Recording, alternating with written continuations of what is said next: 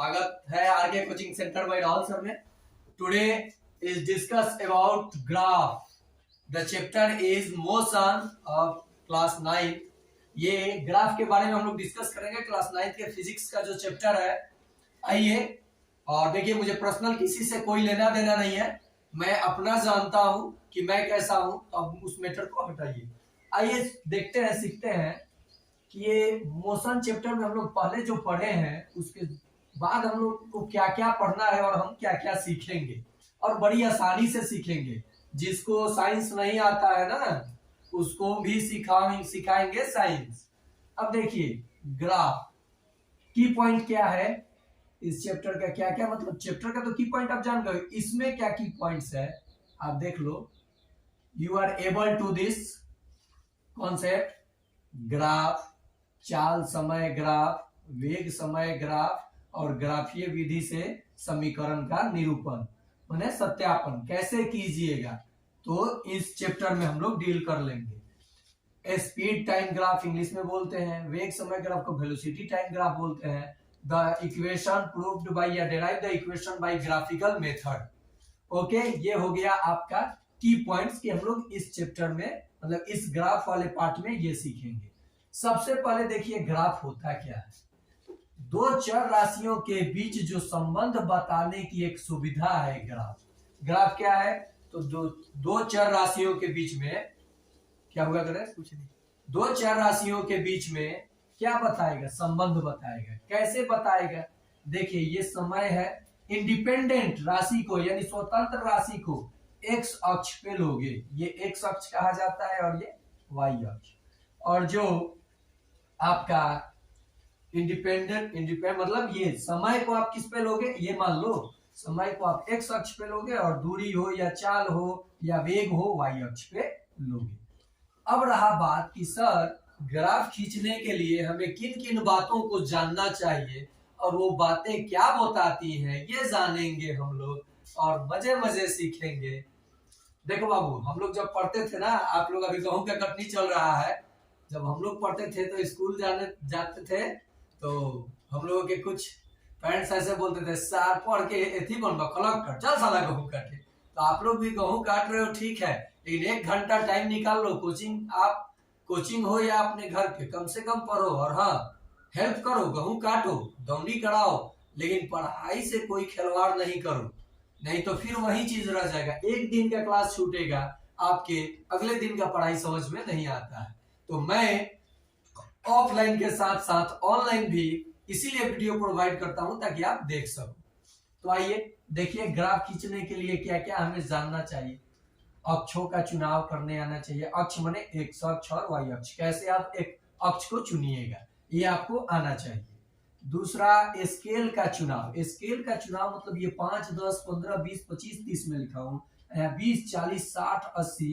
आप देखते हो बड़े से बड़े भूभाग को एक छोटे से पेपर पे दिखा दिया जाता है ग्राफिकल। आप ले लो भारत के मैप को, ज्योग्राफी में मैप को इतने छोटे पे, क्या उतना ही बड़ा वो जगह है दिखाया जाता है कि नहीं। तो आप स्केल का चुनाव करो। मान लो एक छोटा, एक इकाई बराबर आप क्या मान लिए 20 मीटर, और इधर एक इकाई बराबर आप क्या मान लिए 5 का अंतर है 5 सेकेंड। समय को आप किस में लिए हो, सेकेंड में, और दूरी को किस में लिए हो, लो या मीटर में ले लो, किलोमीटर में भी ले सकते हो या मिनट और घंटे में भी ले सकते हो, कोई प्रॉब्लम नहीं होगा। बिंदुओं को चिन्हित करना, जैसे मैंने ये बिंदु को चिन्हित किया है कि कहाँ क्या घटना घटा है। नेक्स्ट, बिंदुओं को मिलाना। देखिए ये बिंदुओं को मिलाना होगा। मान लो कि ये कुछ इस प्रकार से है, ये तो मेरा एग्जैक्ट ग्राफ नहीं है ना कि पूरा सीधा हो जाएगा। अब ये चीजें आपको आनी चाहिए, और ये मैं जो दिया हूं ये है दूरी, समय, ग्राफ का एक ग्राफ बनाया हूं, और इससे क्या क्या हमें मिलेगा देखिए, कितना आसानी से आप सीखिएगा। एकदम अच्छे से वाच कीजिए और सुनिए मैं कर क्या रहा हूं। देखिए बाबू, ये आप देख रहे होंगे तो कह रहे होंगे कि ये तो सर सरल रेखा है ना।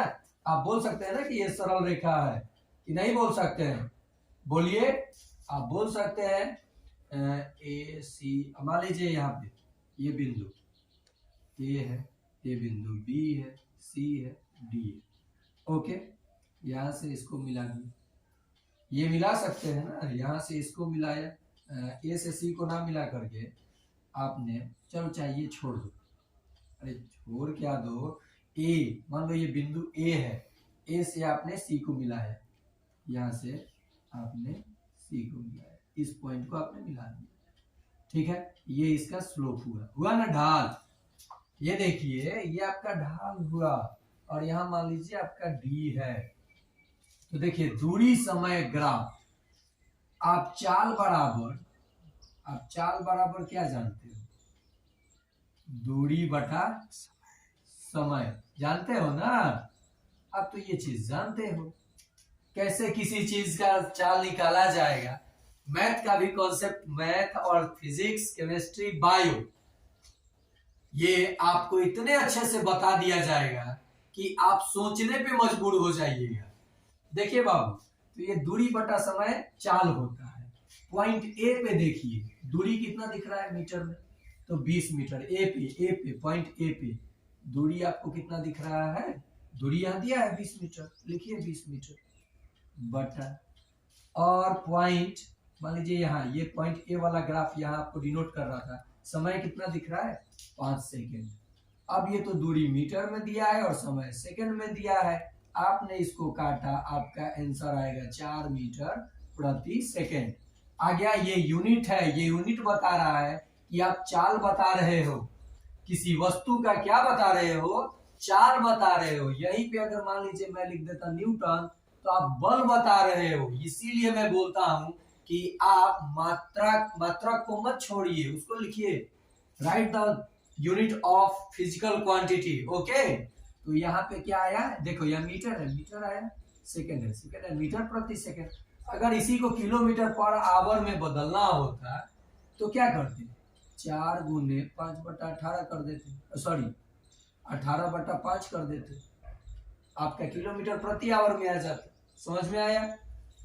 अब देखिए इस बिंदु पे देखिएगा बी पर, क्या देखिएगा बी पर, बिंदु बी पर दूरी कितना है 40, समय कितना है 10, तो 40 को 10 से भाग कीजिएगा तो ये भी 4 मीटर पर सेकेंड ना आया।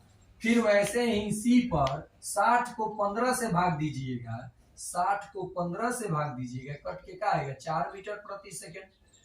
तो ये तो वस्तु जो है यहाँ भी 4 मीटर प्रति सेकेंड से इसका स्पीड था, चाल था, यहाँ भी 4 मीटर प्रति सेकेंड, यहाँ भी 4, और देखिए यहाँ भी 4 आएगा। तो आप कहिएगा सर ये जो ग्राफ का लाइन दिखा रहा है ये वस्तु तो एक समान, बोले स्पीड तो बदल ही नहीं रहा है, एक समान चाल से चल रहा है। आप बोलिएगा, तो मैं यहीं पे आपसे क्वेश्चन करूंगा कि बताइए कि एक समान चाल से चलती हुई, एक समान चाल से चल रही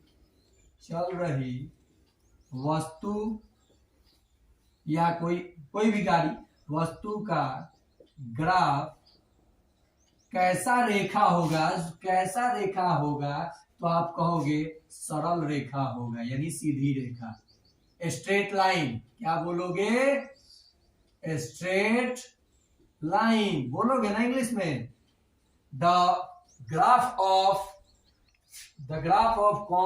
constant speed, no, not a constant, uniform speed is called the graph of uniform speed is a straight line। किसी भी एक समान चाल से चलती हुई वस्तु का जो ग्राफ का रेखा होगा एक सरल रेखा होगा, यानी एक सीधी रेखा होगा। समझ में आया? यस सर, समझ में आया। अब देखिए आप यहां चाल निकाल दिए।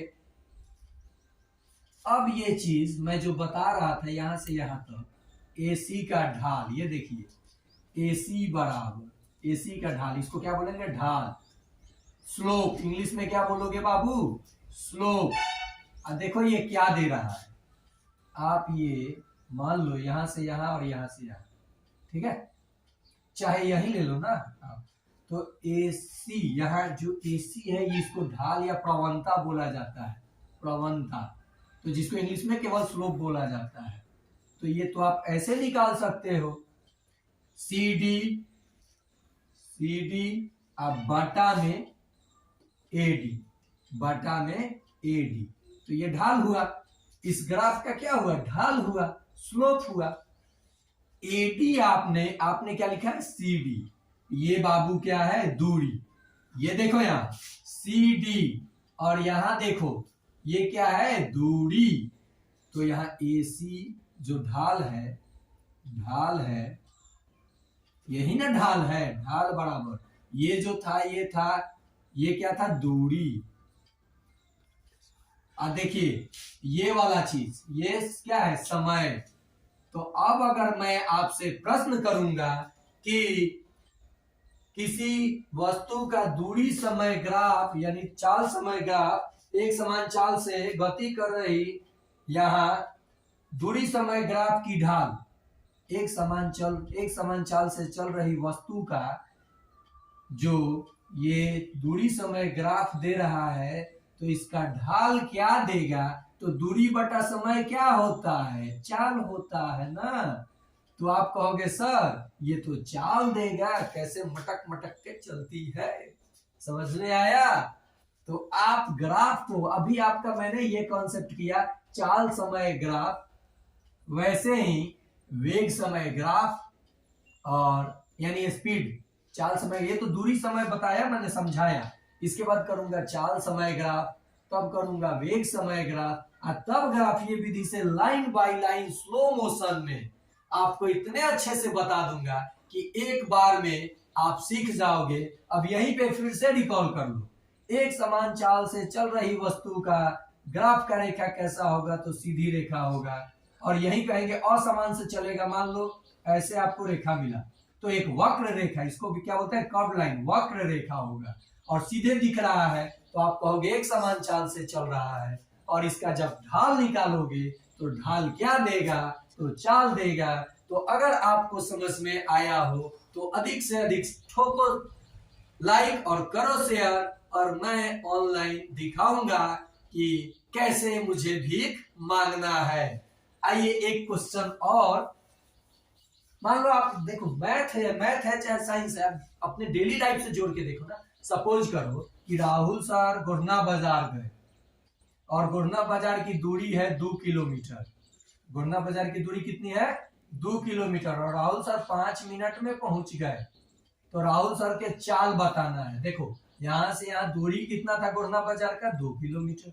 राहुल सर अपने घर से चले और गुरना बाजार पहुंच गए कितने मिनट में, 5 मिनट में। बताओ बाबू राहुल सर का चाल, तो जी सर चाल बराबर दूरी बटा समय, और समय तो मिनट में दिया है, हमेशा स्टैंडर्ड यूनिट में लिखिएगा। तो यहाँ देखिए दूरी क्या है, 2 किलोमीटर, और समय क्या है 5 मिनट, तो 5 गुने 60 से गुना कर लीजिएगा तो सेकंड हो जाएगा। अच्छा है मिनट में ही जवाब दे लीजिए, यानी 2/5, तो आप 2/5 ऐसे लिखिएगा।